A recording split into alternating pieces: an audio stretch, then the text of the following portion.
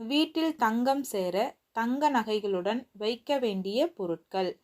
தங்கம் விற்கும் விலைக்கு தங்க நகை வாங்குவது என்பது இன்று மிகவும் சிரமமான சூழ்நிலையாக இருக்கிறது. தங்கம் என்பது ஆடம்பரமாக மட்டுமல்லாமல் அது ஒரு முதலீடாகவும் இன்று மாறி வருகிறது. தங்க நகை இருக்கும் இடத்தில் மகாலட்சுமியும் இருப்பதாக சாஸ்திரங்கள் கூறுகிறது.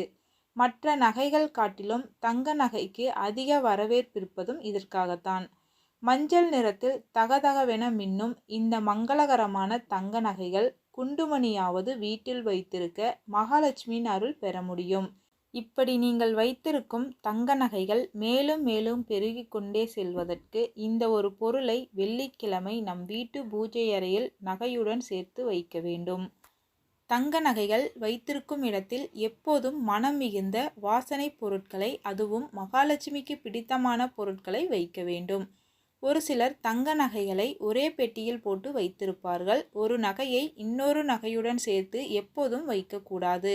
நகை வாங்க கடைக்கு சென்றாலும் தனித்தனியாகத்தான் நகைகளை பெட்டியில் போட்டு கொடுப்பார்கள்.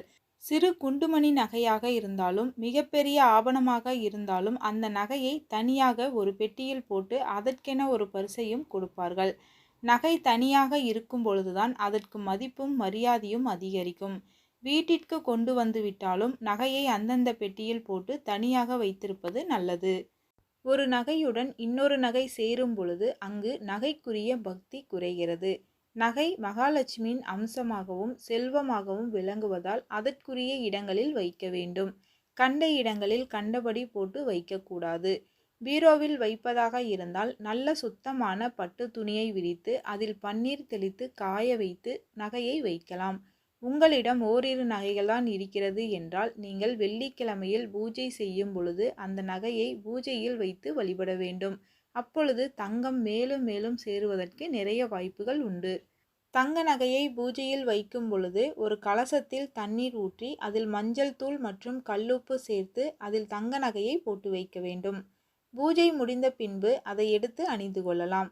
பீரோவில் வைப்பவர்கள் அதனுடன் ஒரு சிறு பட்டு துணியில் கிராம்பு, சோம்பு, ஏலக்காய், பச்சை கற்பூரம், மஞ்சள் குங்குமம், சாதாரண கற்பூரம் கொஞ்சம் சேர்த்து அதனுடன் 4-5 துளசி இலைகளை போட்டு சிறு முடிச்சாக முடிந்து தங்க நகைக்கு அருகே வைத்துவிட வேண்டும்.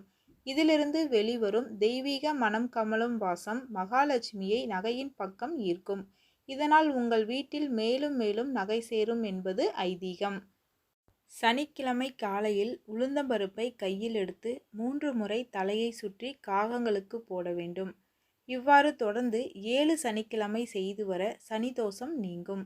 உளுந்து தானம் செய்தால் சனிதோஷம் குறையும், வீட்டில் நல்லது நடக்கும்.